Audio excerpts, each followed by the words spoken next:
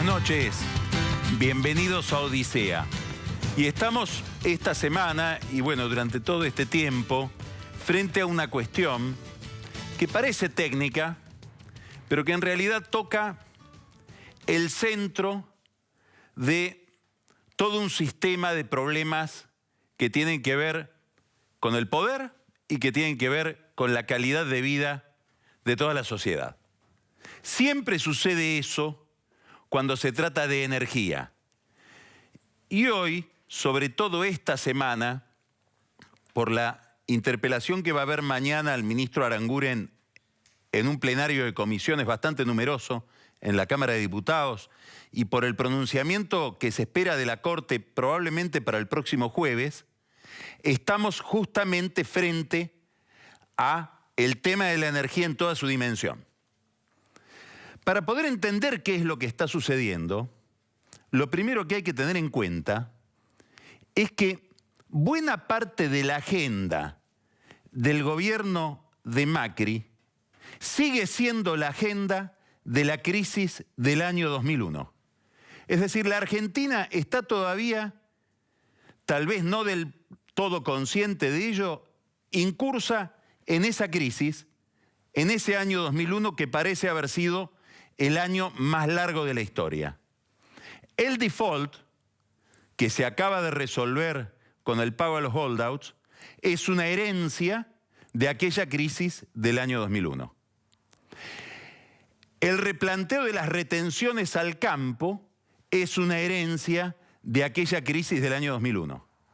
Y el problema de las tarifas energéticas proviene también de aquella hecatombe donde se destruyeron todos los contratos y quedaron paralizadas, congeladas las tarifas, es decir, el precio de la energía, que no se modificó a pesar de las sucesivas devaluaciones que hubo, sobre todo la del 2001, que fue del 300%, y también de la gran escalada inflacionaria que sufrió la sociedad argentina y la economía argentina a lo largo de todos estos años.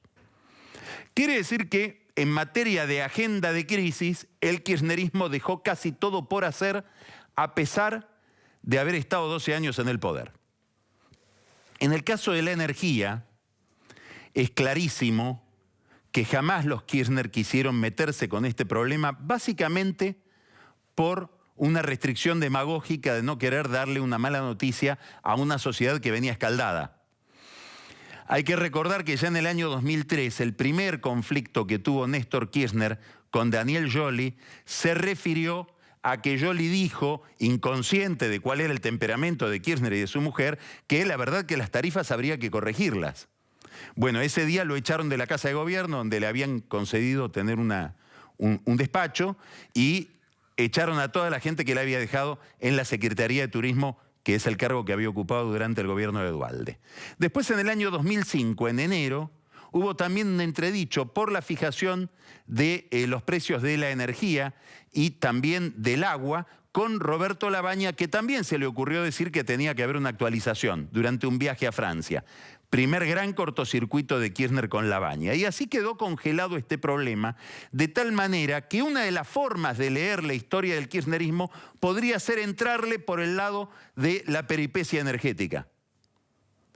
A tal punto que, por ejemplo, la historia de la política exterior del gobierno anterior se explica casi exclusivamente por las necesidades energéticas que el mismo gobierno planteaba.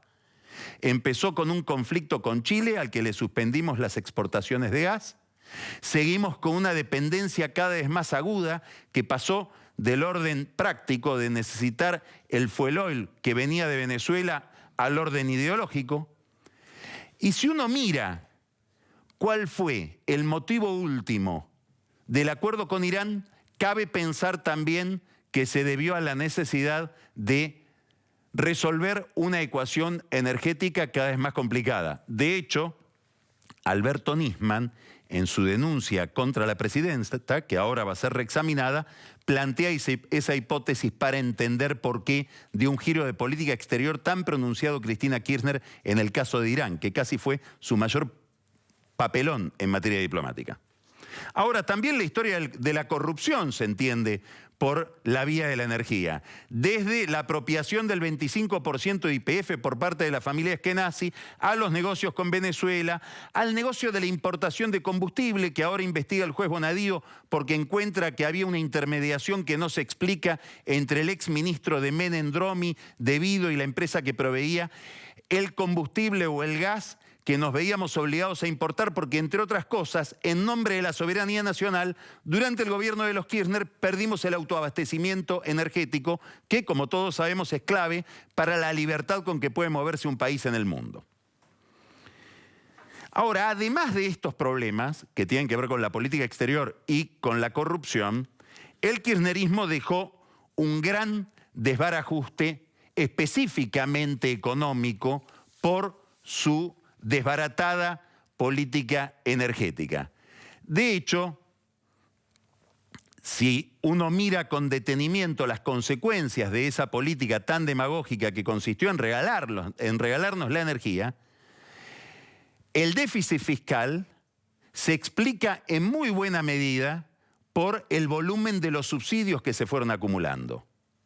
La emisión monetaria alcanzó un nivel equivalente a ese déficit y equivalente a los subsidios. Es decir, que en el centro del problema fiscal está el problema del retraso tarifario. Vale decir, existe un puente no del todo visible entre el problema de las tarifas y el problema de la inflación. Si uno atribuye la inflación en gran medida a los volúmenes incalculables de emisión monetaria en los que incurrió el kirchnerismo. Dicho de otra manera, lo que no pagamos por tarifa lo estamos pagando por inflación y también por vía de impuestos.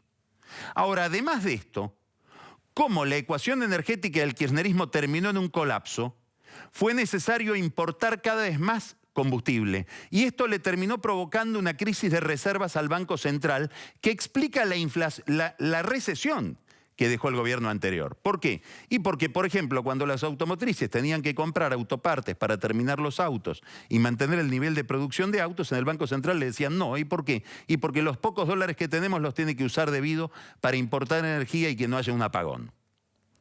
Bueno, este es el colapso fiscal, inflacionario, cambiario que dejó Cristina Kirchner y que ahora debe resolver el actual gobierno. Es verdad que el gobierno cometió una cantidad de errores en la resolución de este problema, que son errores marginales respecto de la dimensión del inconveniente. Mañana va a estar Aranguren en la Cámara de Diputados, se va a dar una escena muy curiosa. Va a estar el perseguido con el perseguidor, porque hay que recordar que Aranguren fue uno de los grandes perseguidos del gobierno anterior. Llegó a acumular por persecución del kirchnerismo 90 causas penales y mantenía su postura en materia energética. Bueno, mañana se va a encontrar con su verdugo, que es De Vido. Si es que De Vido va a la Cámara de Diputados. Últimamente no suele concurrir a los lugares que frecuentaba y por otra parte corre el riesgo de que el interpelado, por todo lo que dije hasta ahora, sea De Vido y no Aranguren. En realidad debería ser, en una política más o menos racional, lo que debería ocurrir mañana en la Cámara de Diputados. Más allá de eso, es cierto que el gobierno cometió varios desaciertos en la gestión concreta del ajuste tarifario que parece inevitable ser realizado. Por ejemplo, no se les ocurrió hacer una simulación que la podrían haber hecho con las empresas distribuidoras de electricidad y de gas acerca de cómo iban a salir las tarifas. Entonces hubo distorsiones por distintos problemas técnicos que sería complejo y engorroso explicar, por las cuales algunas familias tuvieron un incremento en el precio del gas de 1.200%. Tampoco se les ocurrió una picardía, que es postergar el aumento del gas para el verano, que es cuando se consume menos gas, y adelantar el aumento de la luz para el invierno. Bueno, decidieron aumentar el gas cuando más se consume gas, además en un invierno frío que compara contra un invierno menos frío o más cálido que fue el del año pasado. Al gobierno tampoco se le ocurrió explicar. Claro, es un gobierno con mucho componente tecnocrático que da la impresión de que a veces piensa que cuando la gestión es correcta y las medidas son las que hay que tomar, se explican por sí mismas. Es decir, es como una especie de kirchnerismo a la -1. Para el kirchnerismo todo era política. La técnica era una coartada de un conflicto de poder. Hasta los códigos penales eran una coartada de un conflicto de poder. Por eso dicen que no tendrían que ir presos, a pesar de que se demuestran los robos. En el caso del gabinete de Macri es al revés. Da la impresión de que no tienen que explicar nada, porque si la gestión es correcta se legitima por sí misma. Esto hace un gran olvido de la política, por el cual, por ejemplo, no se le explica hoy a la gente que más allá de este retiro de subsidios, el Estado va a seguir subsidiando el 65% de la boleta de la luz y el 35% de la boleta del gas. Tampoco se explica que el 83% de los consumidores ya pagó la factura de la energía con 500% de aumento y el 87% pagó con facturas de menos de 500 pesos. Todo esto el gobierno evita explicarlo, no sabemos muy bien por qué, más allá de cierta propensión al masoquismo. Pero al no explicar esto tampoco lo entienden los jueces, tampoco lo entienden los consumidores, no lo entiende la oposición y muchas veces no lo entienden los mismos diputados del gobierno. Mañana posiblemente Aranguren pueda explicar estas cosas cuando a lo mejor ya es tarde, pero igual la encrucijada principal no está en el Congreso mañana, sino que está el jueves en la Corte. Y ahí hay dos cuestiones a discutirse que son muy relevantes. La primera tiene que ver con las audiencias públicas y la otra, que está ligada a la anterior, con el precio del gas. Ya nadie discute que debe haber audiencias públicas para la fijación de las tarifas. La cuestión es ¿para qué tramo de la tarifa? ¿Para qué tipo de actividad? ¿Por qué? La distribución y transporte de gas, igual que la distribución y transporte de electricidad, se realiza por una cantidad de empresas que son las privatizadas de las viejas empresas energéticas, Gas del Estado, Segva, etc. Quiere decir que son monopolios naturales. ¿Esto qué significa? Que si yo tengo como distribuidor de gas a Metrogas o a Camusi, no me puedo cambiar de distribuidor. No tengo el derecho de buscar a otro distribuidor que me cobre más barato. Tengo que estar condenado a ese. Como no hay mercado, el sistema prevé que haya audiencia pública para que el consumidor que está condenado a esa empresa que le provee intervenga en la fijación de la tarifa. Por eso, para los servicios que son monopólicos y donde no hay mercado, el sistema prevé que haya una fijación de audiencias y esto es lo que seguramente la Corte le va a pedir al Poder Ejecutivo y el Poder Ejecutivo tendrá que tolerar. Eventualmente tendrá que refacturar o hacer un crédito por aquellos que pagaron y después volverles a cobrar, porque además las audiencias no son vinculantes. Ahora, hay otro universo, que es el universo donde sí hay mercado. ¿Que cuál es? La fijación, por ejemplo, del precio del gas que se extrae del pozo de gas.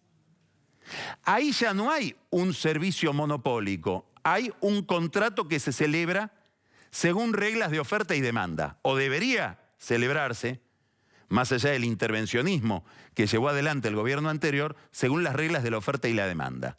Si aquí la Corte decidiera imponer audiencias para fijar ese precio, estaría dinamitando no el problema de las tarifas, estaría dinamitando la política energética de aquí hacia el futuro. ¿Por qué?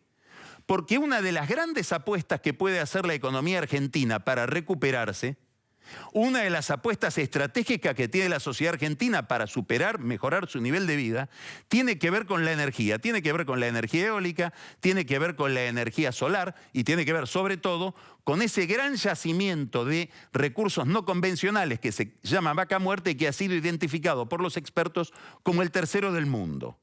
Si a los que invierten ahí se los va a hacer pasar por una audiencia en vez de por el mercado cada vez que ponen $1, muy probablemente la inversión en uno de los dos segmentos más importantes que tiene la Argentina para relacionarse con el mundo, el otro son los alimentos, va a decaer, no va a llegar y ahí sí la sociedad se va a encontrar con un problema de corto, mediano y largo plazo.